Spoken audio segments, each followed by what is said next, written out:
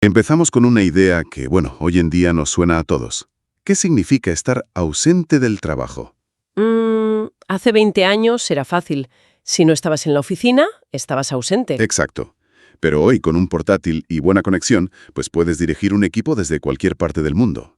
Ahora, la pregunta del millón es, ¿podemos aplicar esa misma lógica a la presidencia de un país? Esa es justo la pregunta que está en el centro de un choque de trenes constitucional en Bolivia. Una colisión, frontal entre la tecnología del siglo XXI y una ley fundamental que se pensó para un mundo de fronteras físicas. Pues sí. Hoy vamos a analizar a fondo la controversia que ha generado el Decreto Supremo 5515 en Bolivia, y lo haremos basándonos en un análisis jurídico muy detallado que hemos estado estudiando. El lío es el siguiente, ¿no? Este decreto permite al presidente, Rodrigo Paz, gobernar desde el extranjero. Simplemente usando medios tecnológicos. Y la clave es que, al hacerlo, no necesita transferir temporalmente el mando a su vicepresidente, Edman Lara, como se ha hecho toda la vida. Lo que en la práctica, redefine por completo qué es la ausencia presidencial. El gobierno dice que es una modernización. Y los críticos que es una vulneración de la Constitución. Exacto. Pues esa es nuestra misión hoy. Desgranar los argumentos, entender esa tensión entre la letra de la ley y el espíritu de los tiempos. ¿Puede una videollamada sustituir la presencia física del jefe de Estado? ¿O hay principios que la tecnología, por muy avanzada que sea, no puede tocar? Vamos al lío. Venga. Vale. Para empezar, vamos a intentar entender al gobierno boliviano. ¿Cuál es su argumento? Porque, a primera vista, la idea de modernizar el Estado, pues suena bastante razonable. Claro. Y esa es la narrativa que utilizan. El Decreto Supremo 5515, en esencia, lo que dice es que si el presidente está de viaje fuera, pero mantiene el acceso a medios tecnológicos, pues ya sabes, internet, videollamadas, lo que sea. Puede seguir ejerciendo sus funciones. Exacto. Todas sus funciones constitucionales. Por lo tanto, no se considera una ausencia real que obligue a activar la suplencia del vicepresidente. O sea que la justificación es que la presencia ya no es física, sino que es digital. Si el presidente puede firmar decretos, presidir reuniones de gabinete por Zoom y dar órdenes en tiempo real, pues argumentan que a efectos prácticos sigue al mando. Esa es la idea central. Lo enmarcan como una adaptación necesaria. El mundo ha cambiado, la diplomacia es global y un presidente no puede estar atado a su despacho. La tecnología, según esta visión, soluciona el problema y garantiza la continuidad del mando sin los trámites de la suplencia. Es una defensa basada en la eficiencia y la modernidad. Eso es, suena casi a que oponerse es ir contra el progreso, ¿verdad? Pero claro, aquí es donde entra el elefante en la habitación, la Constitución. ¿Dónde está el límite entre modernizar la administración y, reescribir las reglas del poder sin pasar por el Parlamento? Ahí has dado en la madre del cordero. Porque una cosa es la lógica de la eficiencia tecnológica y otra muy distinta es la lógica constitucional. Claro, y el análisis que tenemos delante nos lleva directos al artículo 169 de la Constitución Política del Estado de Bolivia. Y este artículo no es una recomendación, es el manual de instrucciones de la sucesión presidencial. Y me imagino que no incluye un capítulo sobre conexiones de fibra óptica.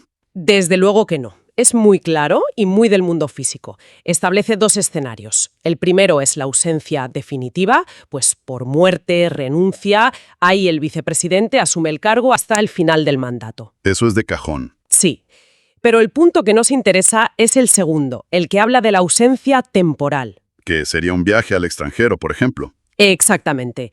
Y el artículo dice textualmente que, en caso de ausencia temporal, asumirá la presidencia quien ejerza la vicepresidencia. Asumirá. Ausencia temporal. Es un argumento casi semántico. Podrían, sí, pero la propia Constitución parece tener una respuesta para eso. Hay un detalle muy revelador que se destaca en el análisis. A ver. La Constitución permite que el presidente viaje al extranjero en misión oficial hasta 10 días sin pedir permiso al legislativo.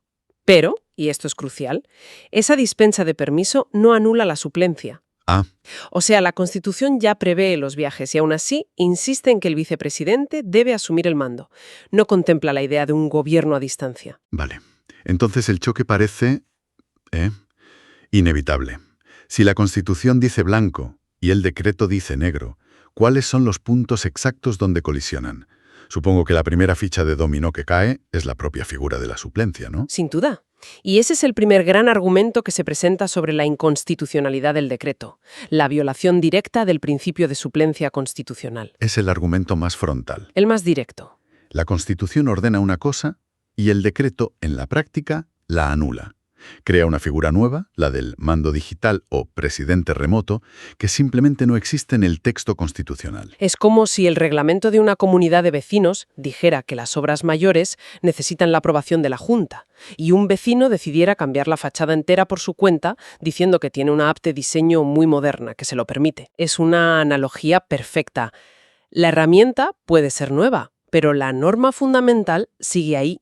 El decreto no solo ignora la norma, sino que la sustituye por una solución tecnológica que la Constitución no ha validado. De acuerdo.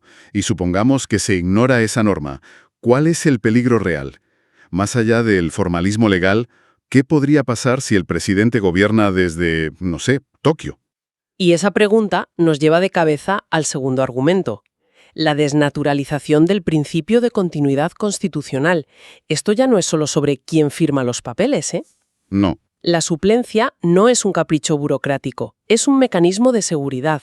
Está diseñado para garantizar que siempre, pase lo que pase, haya una cabeza de gobierno legítima y, muy importante, físicamente presente en el territorio nacional.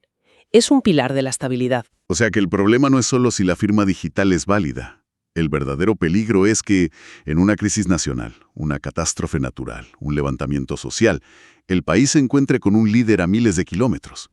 Y dependiendo de una conexión a Internet que puede ser inestable. Claro, la legitimidad del poder, según este principio, depende de su presencia física, no de su conexión Wi-Fi. Precisamente.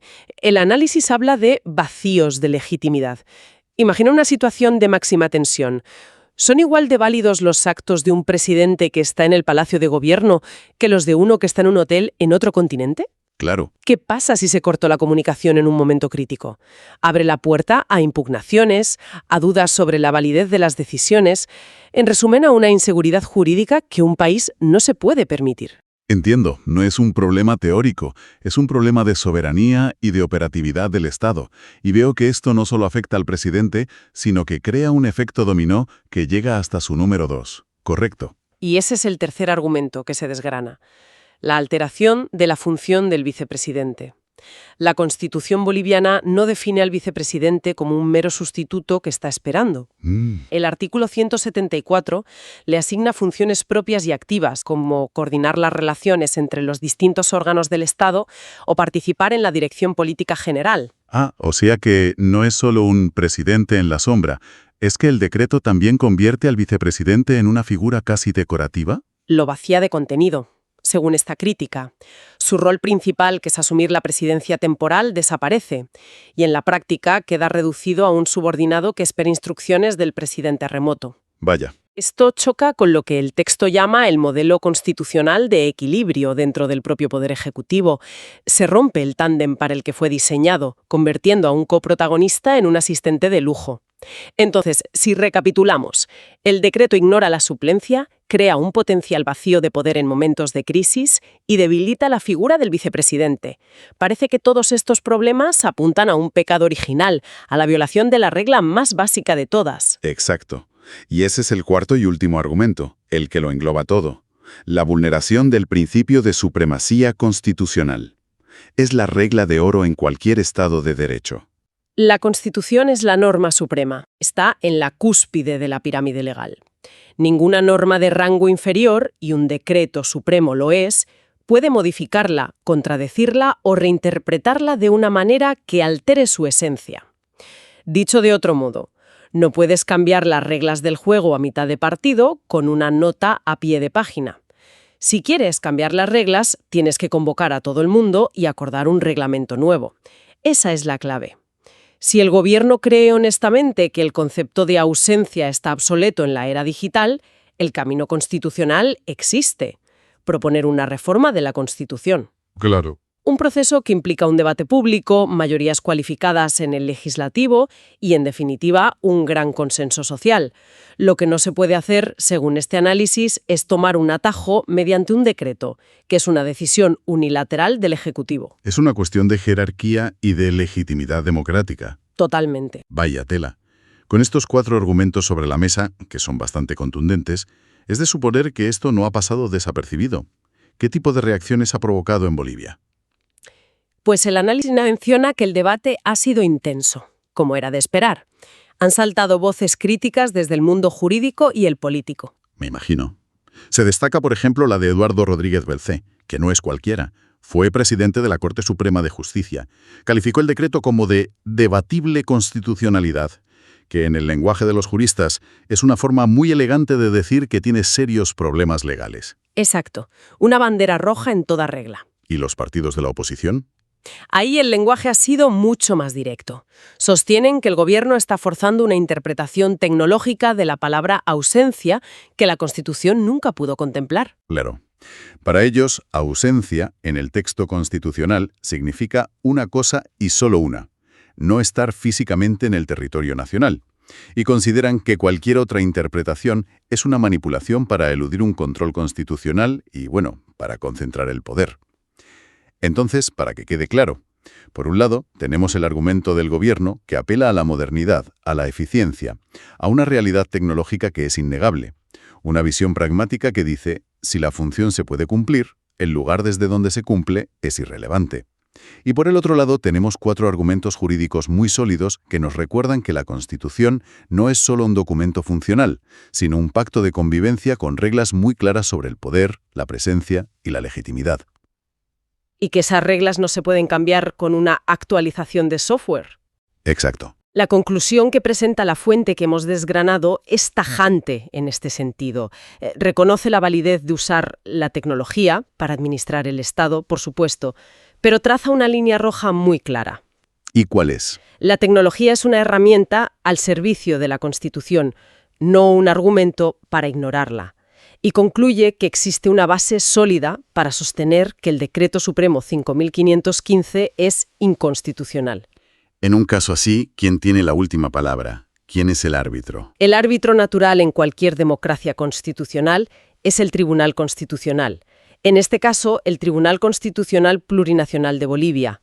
Es la única institución con la potestad para revisar el decreto y, si considera que choca con la Constitución, anularlo. Y aquí es donde el análisis termina con una nota bastante pesimista, y tenemos que citarla como tal, porque es parte de la fuente. Así es.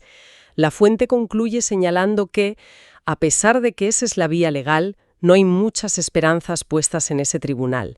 Llega a describirlo como cómplice del gobierno de turno y manifiesta un escepticismo total sobre la posibilidad de que tome alguna medida para anular el decreto. Es una valoración muy dura sobre la independencia judicial en el país. Durísima. Lo que nos deja en un callejón sin salida bastante preocupante. Pero más allá del caso boliviano, esto abre una caja de Pandora fascinante. Totalmente.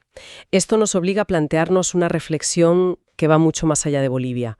A medida que la tecnología sigue disolviendo las fronteras físicas y el concepto de estar presente, ¿cómo responden las constituciones? Claro, son documentos pensados para un mundo territorial. Exacto, para un poder anclado a un lugar físico. ¿Están preparadas para este cambio de paradigma? Y la pregunta clave que se deriva de eso, y que quizás es la más inquietante, es ¿quién decide cuándo una modernización tecnológica deja de ser una mejora y cruza la línea para convertirse en una alteración de las reglas fundamentales del juego democrático? ¿Y con qué legitimidad se hace esa llamada? Es un debate que no ha hecho más que empezar.